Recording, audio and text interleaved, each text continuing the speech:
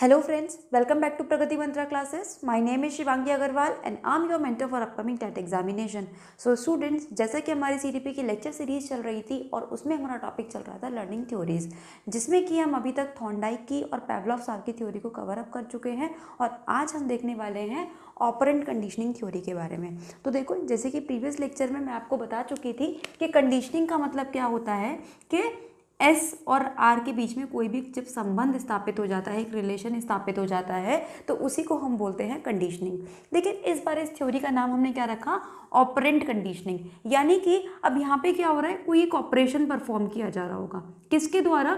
जिस भी पर्सन को हम वो चीज़ सिखाना चाहते हैं, अगर वो पर्सन कोई ऑपरेशन परफॉर्म करता है, जैसे कि अभी ऑपरेशन क्या हो सकता है कि मान लो वो चल के दिखा रहा है, मान लो कि वो कुछ चीज़ लिख रहा है या फिर किसी चीज़ पे अपना हाथ प्रेस कर रहा है, अपना हाथ खड़ा कर रहा है, तो ये सब क्या एक तरह के ऑपरेशंस है। तो जब इन ऑपरेशंस की वजह से स्टिमुलस और रिस्पॉन्स के बीच में कोई ये कंडीशनिंग हो जाती है, अनुबंधन हो जाता है, उसी को हम बोलते हैं ऑपरेंट कंडीशनिंग थ्योरी। इस थ्योरी को हमने एक नाम से और जाना, जिसको हम बोलते हैं instrumental conditioning, instrumental conditioning theory. सीटी लिख देती हूँ मैं यहाँ पे, और इसको हम हिंदी में बोलते हैं साधनात्मक अनुबंधन सिद्धांत। तो देखो यहाँ पे इस थ्योरी को देने वाले साइकोलॉजिस्ट का नाम था स्किनर। अब देखो, सबसे पहले हम ये देखते हैं कि आखिर ये जो ऑपरेंट कंडीशनिंग थ्योरी हमने देखी, ये किस तरीके से पावलोव की जो कंडीशनिंग थ्योरी थी, क्लासिकल कंडीशनिंग थ्योरी थी, उससे डिफरेंट थी। जैसे कि वहाँ पे आप लोगों ने देखा कि जब उन्होंने एक्सपेरिमेंट परफॉर्म किया, तो वहाँ पे क्या होता है कि जो डॉग होता है एकदम पैसिवली वर्क कर रहा है, मतलब उसके सामने जब कोई स्टिमुलस आएगा तब वो सलाइवा रिलीज करेगा, अदरवाइज वो सलाइवा रिलीज नहीं करेगा। यानी कि अगर हम ध्यान से देखें, सोच के, तो जो सारा का सारा काम है वो उससे कौन करा रहा है? स्टिमुलस करा रहा है, ठीक है। और जबकि जो सलाइवा रिलीज वाला काम है, वो एक तरह का इनवॉलेंटरी एक्शन है। अब ये इनवॉलेंटरी एक्शन क्या होता है? इनवॉलेंटरी एक्शन का मतलब होता है जो चीज़ अचानक से अपने आप हो, जिस चीज़ पर हमारा कोई कंट्रोल ना हो। जैसे कि अगर हम गर्म किसी बर्तन को छू लेते हैं तो हम फटाक से अपना हाथ उससे हटा लेते हैं, तो इसमें हमने तो कुछ किया ही नहीं, ये तो हमारी बॉडी एक तरह से रिफ्लेक्स एक्शन होता है। इसी तरीके से मान लो अगर जब हमें पिन चुभ जाती है तो हम फटाफट से अपना हाथ वहाँ से हटा लेते हैं, और एकदम से हमारा अगर ब्लड आ रहा होता है तो हमारा हाथ मुंह में चला जाता है। तो ये सब क्या है? इनवॉलेंटरी एक्शन है, जिसपे कि हमारा कोई कंट्रोल नहीं होता, that is called involuntary action. तो जो हमने पावलोव की थ्योरी देखी, वहाँ पे हमने एक चीज़ देखी कि जो डॉग था वो बिल्कुल पैसिवली काम कर रहा था, मतलब वो खुद से कोई काम नहीं कर रहा था, जो भी चीज़ें हो रही थी इनवॉलेंटरी हो रही थी। लेकिन जो स्किनर साहब ने अपना एक्सपेरिमेंट परफॉर्म करा, जिसको भी हम देखने वाले हैं, जो चूहों के ऊपर, पीजन के ऊपर उन्होंने एक्सपेरिमेंट परफॉर्म किया, वहाँ पे क्या हो रहा था कि जो चूहा था या फिर जो कबूतर था वो एक्टिवली पार्टिसिपेट करते हैं किसी भी चीज़ में, तो उसकी वजह से मतलब हम कह सकते हैं कि वो क्या परफॉर्म कर रहे थे? वॉलेंटरी एक्शन, यानी कि जिसे हम बोलते हैं ऐच्छिक क्रियाएं, जो हमारी इच्छा के द्वारा परफॉर्म होती हैं। फॉर एग्जाम्पल, अगर मुझे चलना है तो मैं जब तक नहीं चलूंगी जब तक मेरा मन नहीं करेगा, ठीक। इसी तरीके से मुझे लिखना है तो मैं तभी लिखूंगी जब मेरा मन करेगा। तो बिल्कुल यही चीज़ें होती हैं हमारी वॉलेंटरी एक्शन। तो यही वॉलेंटरी एक्शन अब डिसाइड करती हैं कि क्या हमें जो एक्शन हमने परफॉर्म किया है, कि क्या हमें उस पर रीइंफोर्समेंट मिलेगा या फिर नहीं मिलेगा। अगर हमारा एक्शन ठीक है तो बिल्कुल हमें क्या मिलेगा? एक रीइंफोर्समेंट मिल जाएगा। और यही क्या शेप कर देगा? यही शेप कर देगा हमारे बिहेवियर को। क्योंकि सोच के देखो, अगर आपने कोई काम करा और उसके लिए आपको कोई रीइंफोर्समेंट दिया जाए तो आप खुद से खुद करोगे ना। जैसे कि फॉर एग्जांपल, मान लो आप कोई मूवी देखने गए, ठीक है, और घर आके ना आपने उसको वैसे ही रिपीट करा। मान लो कोई एक एग्जांपल ले लेते हैं, एक छोटा बच्चा था, ठीक है, उसने ना कुछ मूवी के डायलॉग्स याद कर लिए। मान लो कि उसमें एक एब्यूजिव सीन भी था, या जो हीरो था ना वो स्मोक कर रहा था, तो बच्चे ने भी घर आके स्मोक करना शुरू कर दिया। अब क्या हो गया कि उसकी पिटाई कर दी घर वालों ने मिलकर, ठीक है, तो वो क्या होगा? एक तरह से नेगेटिव रीइंफोर्समेंट हो गया, या हम कह सकते हैं एक तरह से उसके लिए पनिशमेंट हो गई। तो बच्चा अब उस बिहेवियर को रिपीट नहीं करेगा। लेकिन वहीं दूसरे बच्चे ने क्या करा? वो थिएटर से मूवी देखकर आया और उसने क्या करा, उसकी तरह एक्टिंग करना शुरू कर दिया, या फिर हीरो की या हीरोइन की बहुत अच्छी मिमिक्री कर दी, तो वहाँ पे क्या मिला उसको, पॉजिटिव रीइंफोर्समेंट मिला। तो बच्चा बार बार उस बिहेवियर को रिपीट करेगा। तो यही चीज़ है कि ये जो रीइंफोर्समेंट है हमारे एक्शन के बाद, यही डिसाइड करेगा कि जो बिहेवियर है वो हमारा फ्यूचर में कॉन्टिन्यू रहेगा या फिर कॉन्टिन्यू नहीं रहेगा। तो अब देखिए, जो मैंने आपको यहाँ पे 2 तरीके के एक्शंस बताए, 2 तरीके की लर्निंग बताई, इसको इन्होंने एक खास नाम दिया जिसको हम जानते हैं एलेसाइट बिहेवियर के नाम से इन केस ऑफ पैवलॉव, और ये जो वॉलेंटरी एक्शन था इसको हम जानते हैं एमिटेड बिहेवियर के नाम से।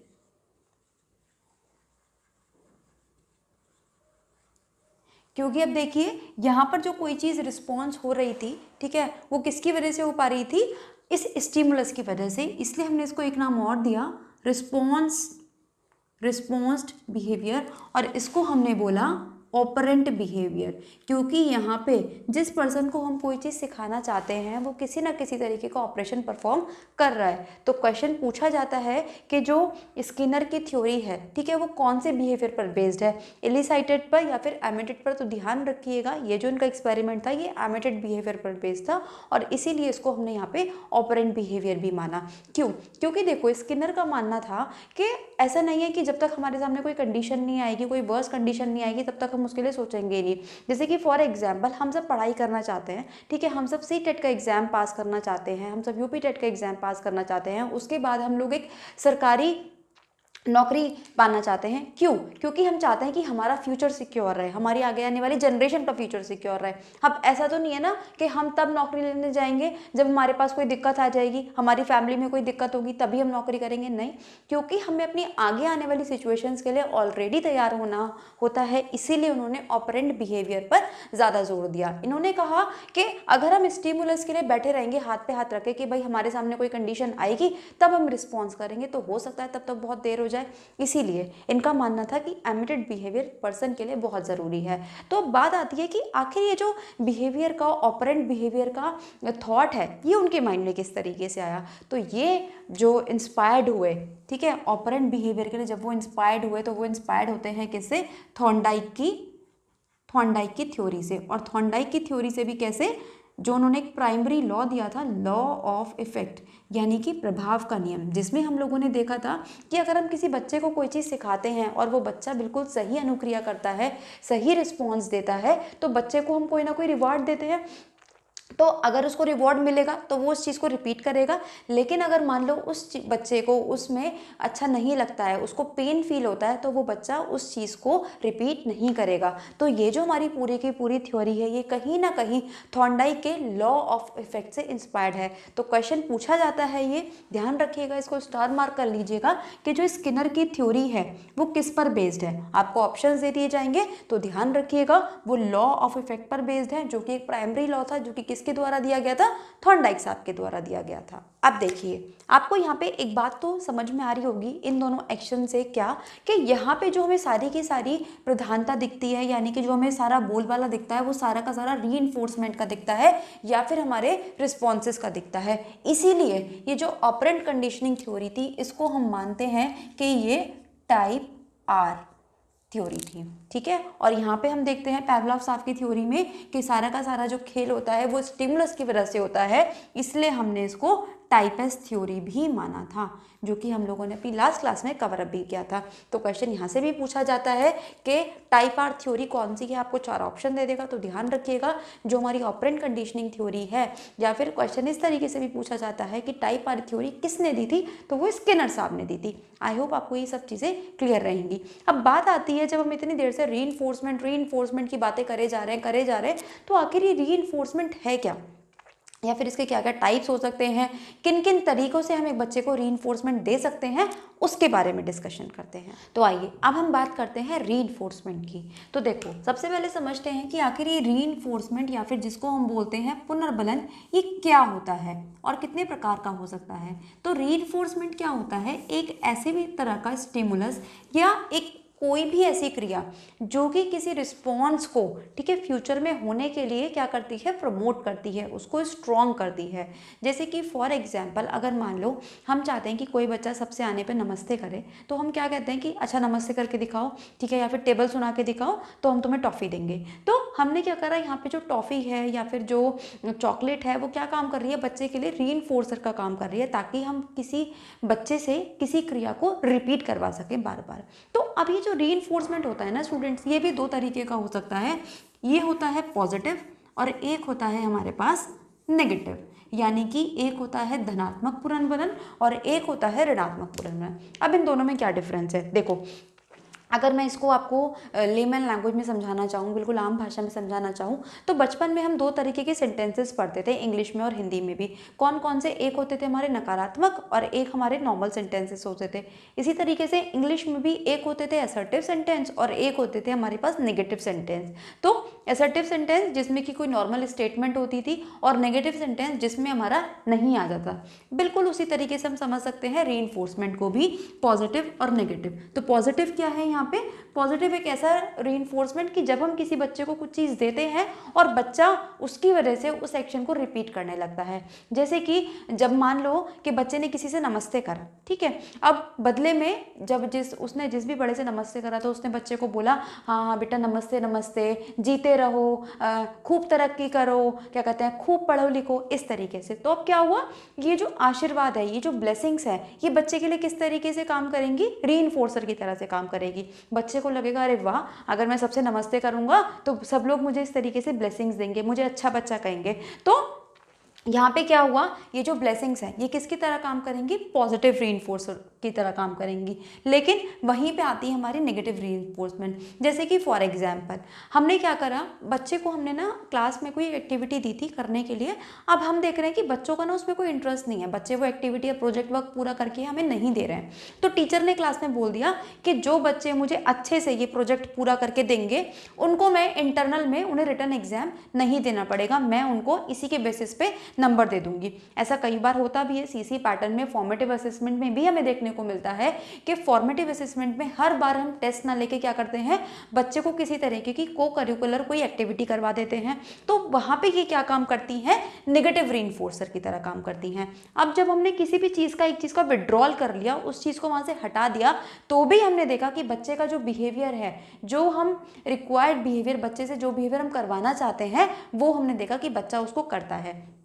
जैसे कि मान लो और एग्जाम्पल, अगर हमने बोला कि अगर तुम कल प्रेजेंट हो जाओगे तो तुम्हें उसके 5 नंबर एक्स्ट्रा मिलेंगे। मतलब जैसे कि होता है ना कई स्कूल्स में, जब 100% अटेंडेंस जिस बच्चे की होती है उसे क्या कहते हैं, कैश प्राइज देते हैं। तो वो क्या हो गया, हमारा एक तरीके का पॉजिटिव रीइंफोर्समेंट हो गया कि अब बच्चे ने अगर पूरे साल भर वो आया, उसने एक भी लीव नहीं लिया, तो उसको कैश प्राइज दिया जाएगा और उसको देखकर बाकी बच्चों को भी लगेगा कि अरे वाह, अगर हम भी पूरे साल आएंगे, एक भी लीव नहीं लेंगे, तो हमें भी कैश प्राइज मिलेगा, हमें भी स्टेज पर बुलाया जाएगा। तो ये सब क्या है, पॉजिटिव रीइंफोर्समेंट के एग्जाम्पल। लेकिन वहीं अगर हम किसी चीज़ को हटाते हैं, ठीक है, और उसकी वजह से कोई रिस्पॉन्स बार बार हो रहा है, तो वो क्या है, नेगेटिव रीइंफोर्समेंट का एग्जाम्पल। अब अगर मैं बात करूँ कि कौन सा ज़्यादा अच्छा है और कौन सा बेकार है, तो एज पर सिचुएशन दोनों ही अच्छे हैं। ये टीचर को, ठीक है, क्लास में देखना पड़ेगा कि उसे उस सिचुएशन में कौन सा रीइंफोर्समेंट देना पड़ेगा, ताकि बच्चे किसी एक क्या कहते हैं, जो रिक्वायर्ड एक्टिविटी है, जो रिक्वायर्ड रिस्पॉन्स है, उसको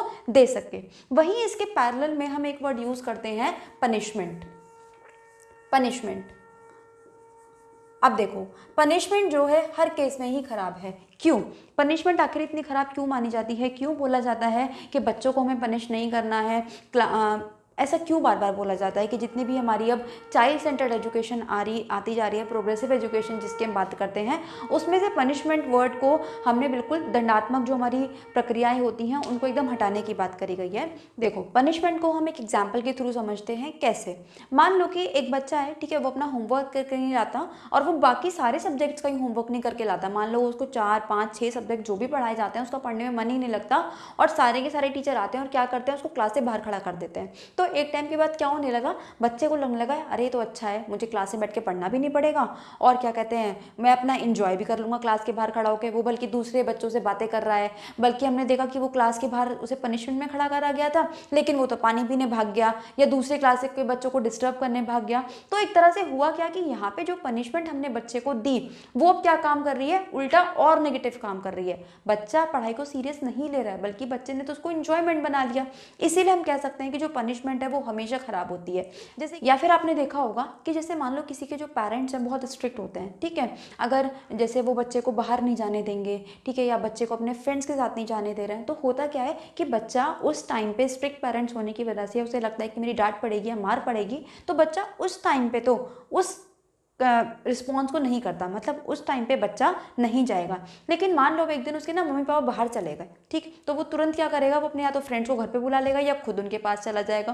तो इस केस में क्या हुआ कि पनिशमेंट ने किसी भी एक सिचुएशन को, किसी भी एक कंडीशन को सप्रेस कर दिया, थोड़ी देर के लिए दबा दिया, लेकिन उसको ख़त्म नहीं करा, और वो जो फीलिंग है, वो जो रिएक्शन है, वो फिर से ऊपर आ जाएगा जैसे ही वो पनिशमेंट वहाँ से विड्रॉल होगी। तो पनिशमेंट इसीलिए खराब मानी जाती है क्योंकि पनिशमेंट हमें ये तो बता देती है कि क्या नहीं करना, लेकिन पनिशमेंट कभी भी हमें ये नहीं बताता कि हमें क्या करना है। जैसे कि फॉर एग्जांपल आप अभी हाल फिलहाल में एक मूवी आई थी सुशांत सिंह राजपूत की छिछोरे, जिसमें कि एक लाइन बोली गई थी कि जब वो जो बेटा होता है उनका सुशांत का और श्रद्धा कपूर का, तो वो ये बोलता है कि हमें ये तो बता दिया जाता है कि IIT अगर हम कर लेंगे तो ये चीज़ें हमें मिल जाएंगी, ये चीज़ें हो जाएंगी, लेकिन कोई भी हमें ये नहीं बताता कि अगर हम IIT नहीं कर पाएंगे, ठीक है, तो हम क्या क्या ऑप्शन है हमारे पास, तो हम क्या क्या कर सकते हैं। मतलब पास होने के बाद हम क्या क्या कर सकते हैं ये तो हमें पता है, लेकिन फेल होने के बाद हमारे पास क्या ऑप्शन है इनके बारे में कोई बात ही नहीं करता।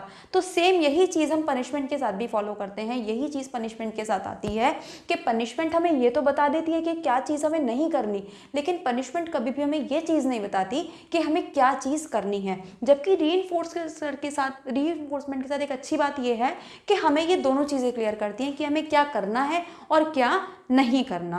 इसीलिए पनिशमेंट को हमेशा हर केस में निगलेक्ट किया जाता है कि हमें बच्चे को कभी भी पनिशमेंट क्लास में या घर पे नहीं देनी। तो अब हम स्किनर की जो कंडीशनिंग थ्योरी थी, ऑपरेंट कंडीशनिंग थ्योरी थी, उसके पीछे का आइडिया को समझ चुके हैं। अब हम देखते हैं कि आखिर उन्होंने क्या एक्सपेरिमेंट परफॉर्म किया और उसके बेसिस पे उन्होंने हमें क्या क्या चीज़ें समझानी चाहिए। तो उन्होंने क्या किया, एक तरीके का पजल बॉक्स लिया, जैसे कि हमारे पास कैट के केस में लिया गया था, इसी को हमने थोड़ा और एडवांस बनाया, ठीक है, और उसमें हमने क्या करा, एक भूखे चूहे को रखा।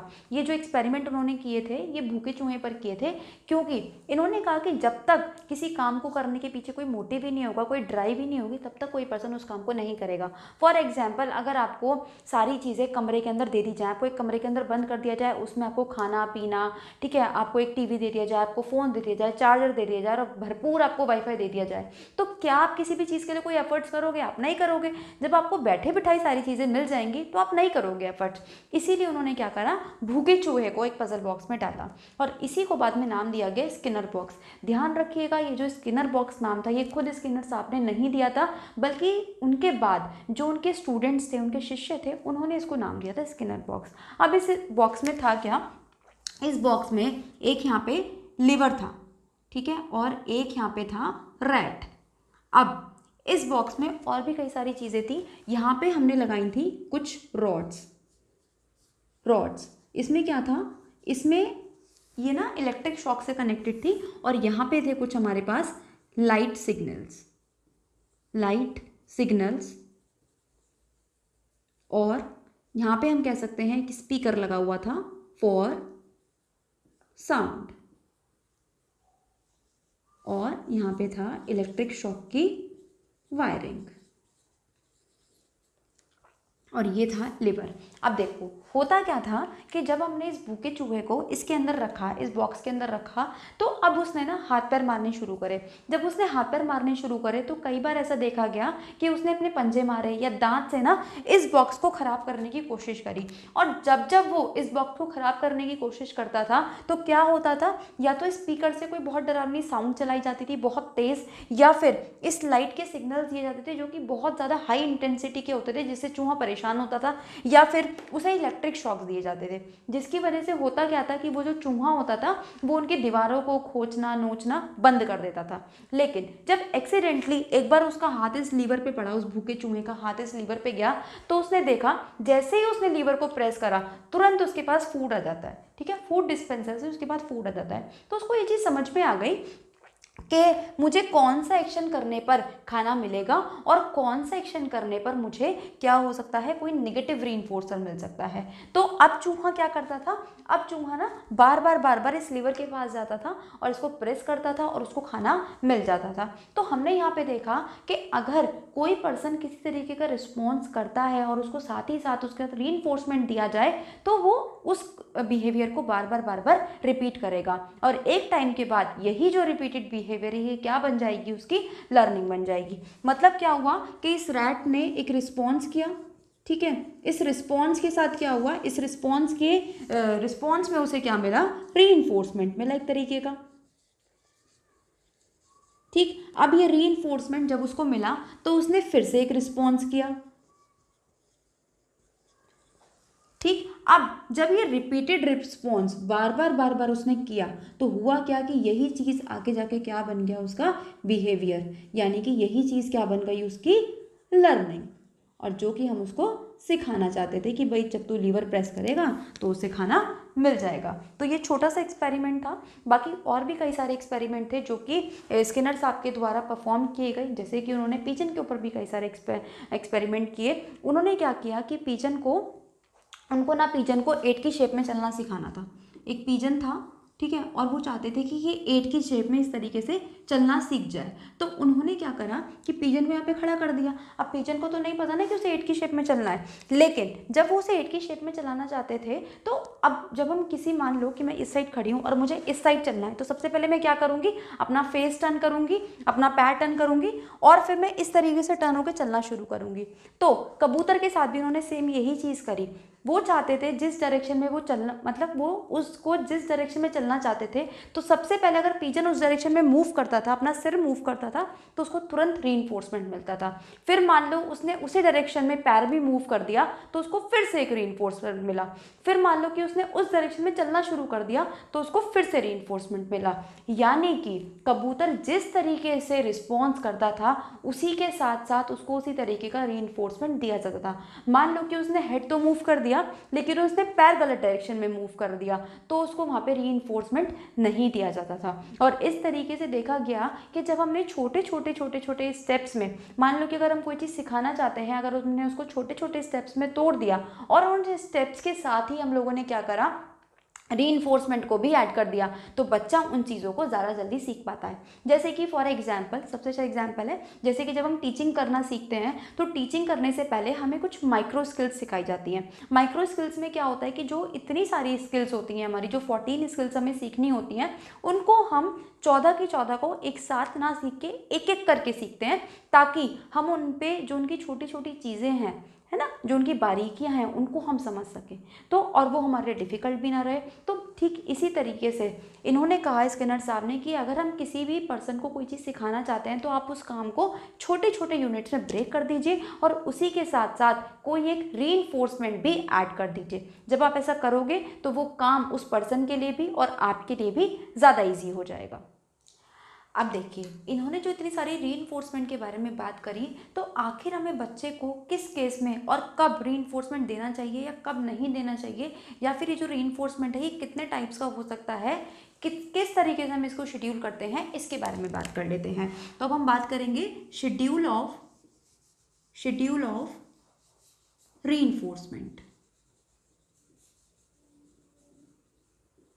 तो देखो, अब ये जो मेनली हमारा शेड्यूल होता है ये दो तरीके का हो सकता है, एक कॉन्टिन्यूस और एक हो सकता है हमारे पास पार्शियल। कॉन्टिन्यूस का मतलब कि जैसे ही बच्चा कोई भी एक्टिविटी करता है, मतलब कोई भी रिक्वायर्ड एक्टिविटी करता है जो कि हमें चाहिए, तो हम उसको हर एक्टिविटी पे क्या दें, किसी ना किसी तरीके का रीइंफोर्समेंट दे दें। लेकिन वहीं पार्शियल का मतलब क्या होता है, पार्शियल का मतलब होता है कि कभी तो हमने उसको रीइंफोर्समेंट दे दिया और कभी हमने उसको रीइंफोर्समेंट नहीं दिया। अब बात आती है कि हमें कैसे पता चलेगा कि किस केस में हमें बार बार देना है और कब हम बार बार नहीं देना। तो देखो, अगर हम चाहते हैं कि कोई बच्चा किसी भी एक एक्टिविटी को सीख जाए, अगर हम स्टार्टिंग फेज में हैं तो हमें कॉन्टीन्यूस रीइंफोर्समेंट देना चाहिए, लेकिन आपको लगता है कि अब बच्चा इस बिहेवियर को सीख चुका है तो हमें लगता है कि उसको पार्शियल रीइंफोर्समेंट देना चाहिए। ऐसा क्यों?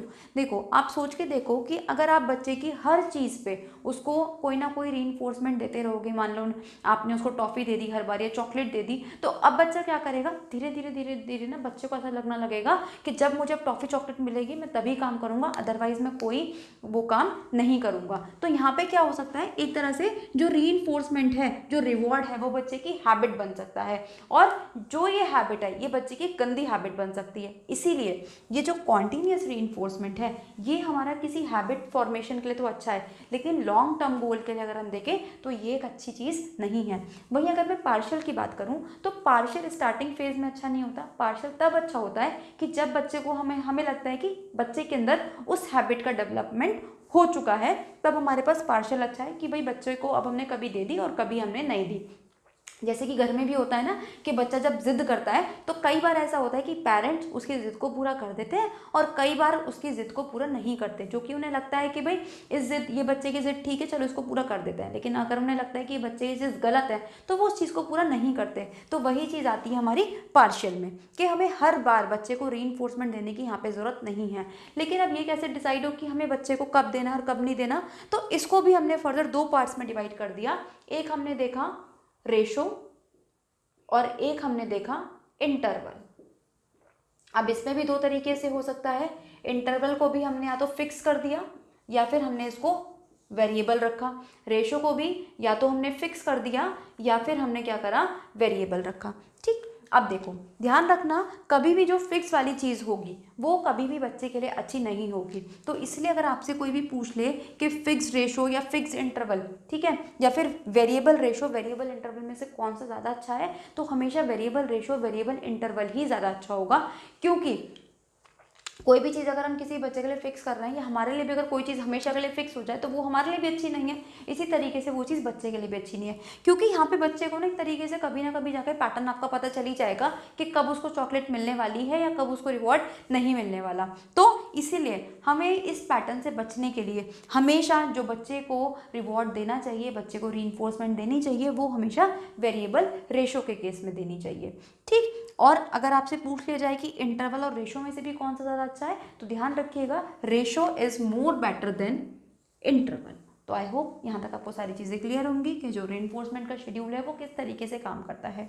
इसके बाद जब ये जो स्किनर साहब थे, इन्होंने कुछ अपनी टर्मिनोलॉजीज दी जो कि इनकी थ्योरी से रिलेटेड थी, तो एक एक करके अब हम उनको समझते हैं। तो जो सबसे पहले टर्मिनोलॉजी स्किनर साहब द्वारा दी गई वो थी ड्राइव। अब ये ड्राइव क्या होती है? देखो, जब स्किनर साहब ने अपने स्किनर बॉक्स में चूहों को रखा, तो जब उन्होंने हंगर चूहों को, भूखे चूहों को रखा, तो उन्होंने देखा कि जो उन्होंने रिस्पॉन्सेज दिए वो ज़्यादा तेज़ी से दिए और ज़्यादा रिस्पॉन्सेज भी दिए बजाय उन चूहों के जो कि भूखे नहीं थे। जैसे कि फॉर एग्जाम्पल मान लो कि आप नॉर्मल पढ़ाई कर रहे थे, ठीक है, और आपने अपने घर वालों से नॉर्मली स्पीड में, मतलब नॉर्मल अपनी मेहनत कर रहे थे, लेकिन आपके घर वालों ने अचानक से आपको कह दिया कि अगर तुमने 95% प्लस स्कोर कर दिया या तुमने ये वाला फलाना एग्जाम क्रैक कर दिया तो हम तुम्हें तुम्हारा मनपसंद फ़ोन दिलवा देंगे, मान लो आईफोन दिलवा देंगे।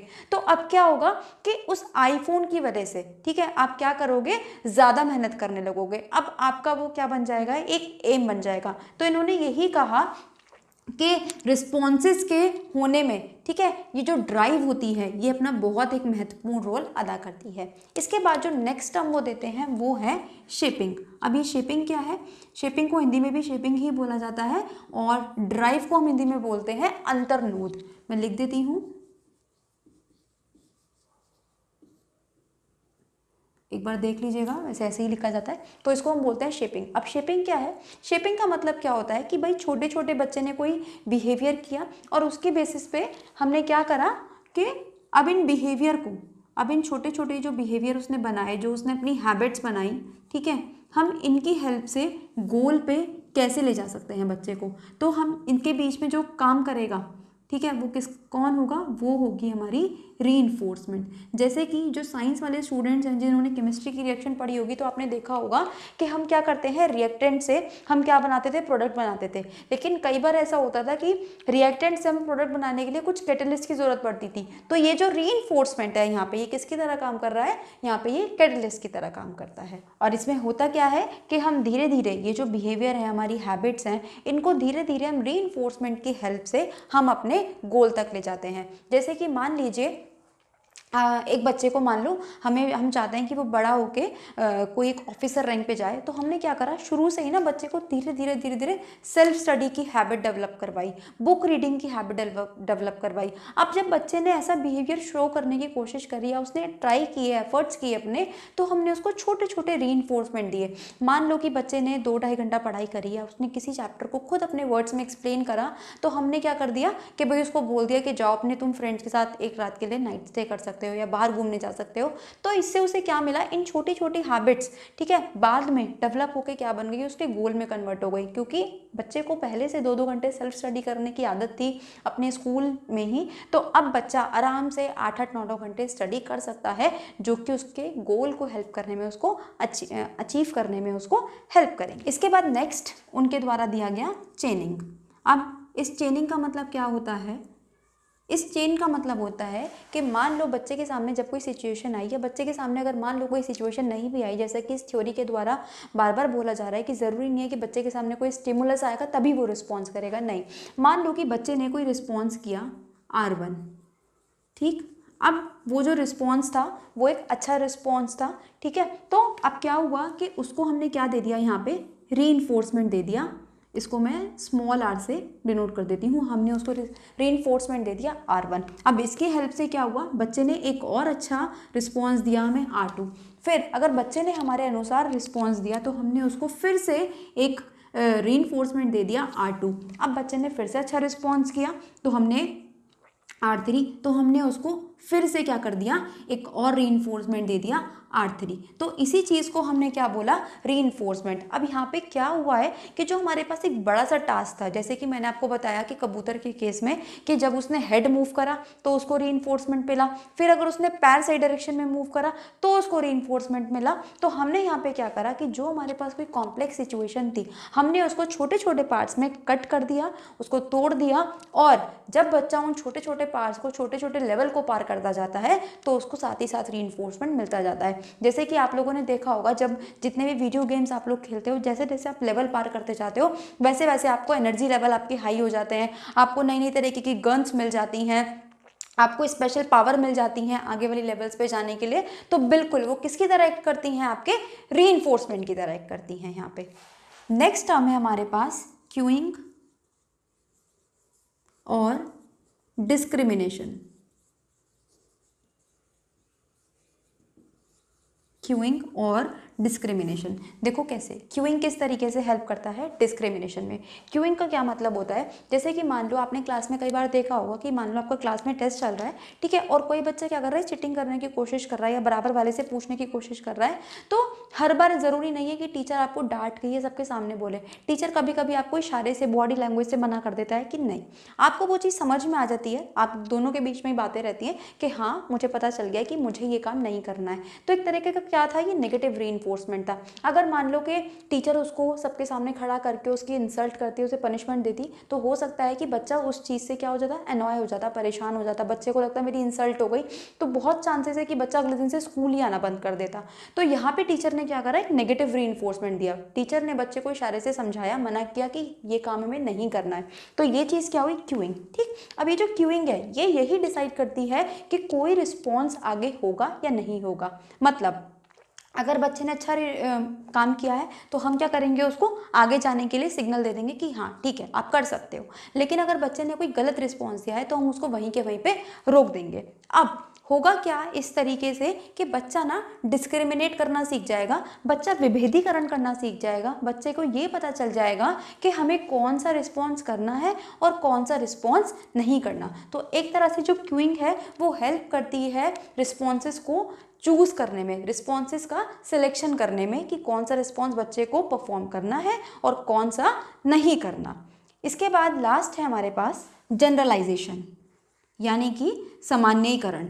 अब देखो जनरलाइजेशन में क्या होता है, इसमें क्या बोला गया कि अगर बच्चे के सामने कोई सेम स्टिमुलस है या सेम कंडीशन है तो बच्चा उसमें पहले की तरह से, अगर उसने पहले उस कंडीशन में कोई रिस्पॉन्स किया होगा तो बच्चा वही रिस्पॉन्स फिर से करेगा। जैसे कि फॉर एग्जांपल आप लोगों ने देखा होगा कि जब हम एक छोटे बच्चे को ये सिखाते हैं कि भाई ये जब पहली बार उसने किसी कैट को देखा या डॉग को देखा तो उसकी पेरेंट्स ने उसे बताया कि बेटा देखो इसकी एक पूंछ होती है, इसके 4 पैर होते हैं, ठीक है। अब क्या करा उसने ना, एक बिल्ली के बच्चे को देखा और एक उसने डॉग के बच्चे को यानी कि पपी को देखा, ठीक है।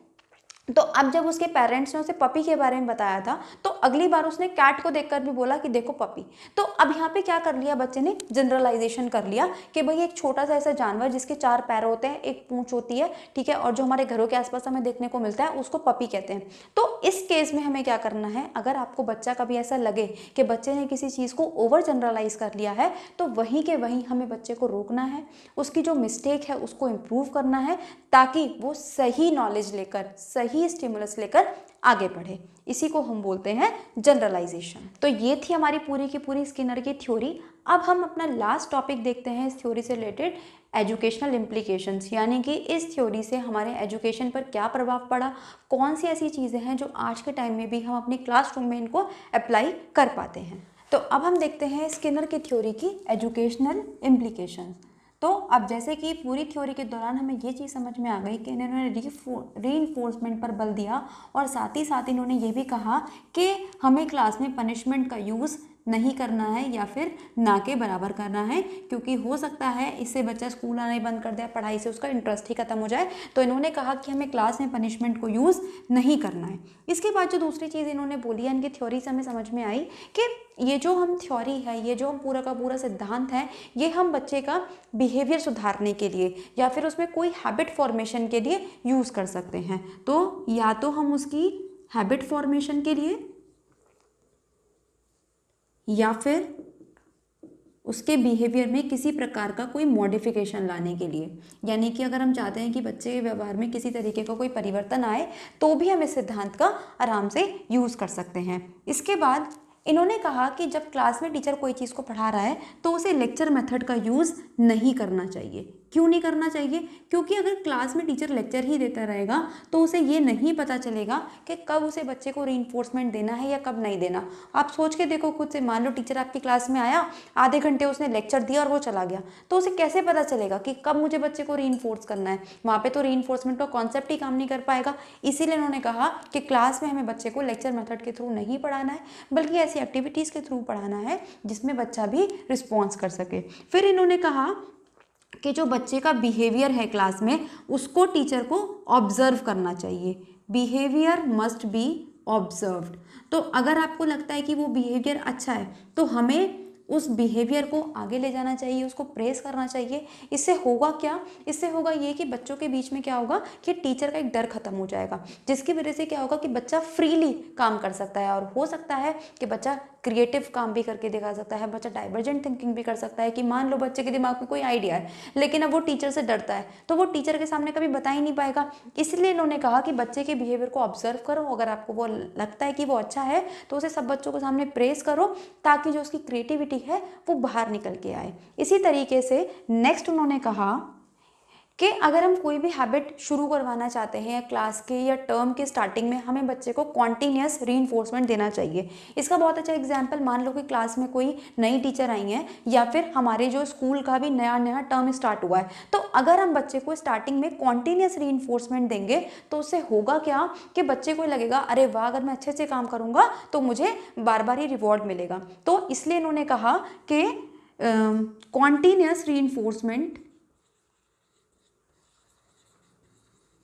Continuous reinforcement in starting phase is good। किसी भी चीज़ की स्टार्टिंग में कॉन्टीन्यूस रीइंफोर्समेंट एक बहुत अच्छा रोल प्ले कर सकता है। अब जो इनका लास्ट एजुकेशनल इम्प्लीकेशंस था जो कि थे हमारे पास प्रोग्राम्ड इंस्ट्रक्शन। क्वेश्चन पूछा जाता है यहाँ से, इसको स्टार मार्क कर लीजिएगा। ये प्रोग्राम इंस्ट्रक्शन क्या था इसके बारे में हम देखेंगे। आगे चलकर, लेकिन इसका एक हल्का फुल्का सा ओवरव्यू ले लेते हैं। ये एक तरीके का कंप्यूटर या हम कह सकते हैं कि सॉफ्टवेयर प्रोग्राम इन्हीं के इस आइडिया पे डेवलप करा गया। इन्होंने क्या कर दिया कि यहाँ पे ना बच्चा आप खुद से अपनी स्पीड पे अपनी चीज़ों को सीख सकता है, जिस भी चीज़ में उसको इंटरेस्ट है। तो इसमें क्या करता है कि कंप्यूटर बच्चे को सिखाता है, ठीक है, कोई टेक्नोलॉजी के माध्यम से बच्चा सीखता है। ठीक, कैसे सीखेगा? अब मान लो कि बच्चे ने कोई चीज़, जब वो सीख रहा है, बच्चा कोई चीज़ लर्न कर रहा है, ठीक है, और उनके लर्न करने के साथ साथ जब वो अपने रिस्पॉन्सेज दे रहा है, तो अगर वो सही रिस्पॉन्स देगा तो उसको आगे के क्वेश्चन पे ले जाया जाएगा, नेक्स्ट चैप्टर पे ले जाया जाएगा। लेकिन अगर मान लो कि बच्चे ने कहीं पे गलत रिस्पॉन्स दे दिया तो वहीं पे उसको रोक दिया जाएगा, और बल्कि उसके लिए क्या करा जाएगा, उस बच्चे को ना हिंट दिए जाते हैं, बच्चे को क्लूज दिए जाते हैं, ताकि वो बच्चा अपनी गलती को पहचान सके, उसे इम्प्रूव कर सके, सही कर सके और फिर आगे बढ़ सके। तो ये एक तरीका का प्रोग्राम इंस्ट्रक्शन प्रोग्राम बनाया गया, जिसमें बच्चा खुद से, ठीक है, अपने पेस में अपनी स्पीड पे बिना किसी ऑब्स्ट्रक्शन के, बिना किसी डिस्टर्बेंस के सीख सकता है। तो ये जो प्रोग्राम इंस्ट्रक्शन था, ये इनकी बहुत एक यूज़फुल एजुकेशनल इम्प्लीकेशंस थी। जैसे कि आप लोगों ने देखा होगा कि आजकल हम इतनी सारी चीज़ें, जैसे कि यूट्यूब का एग्जाम्पल ले लो, ठीक है, आप यूट्यूब पे अपनी स्पीड पे पढ़ सकते हो, आप दोबारा से रिपीट करके भी पढ़ सकते हो, आप पॉज करके पढ़ सकते हो। तो ये एक तरीके का कैसा है, ये एक तरीके का हम कह सकते हैं कि कहीं ना कहीं ये स्किनर की ऑपरेंट थ्योरी से ही प्रभावित है। तो ये थी हमारी पूरी स्किनर की थ्योरी।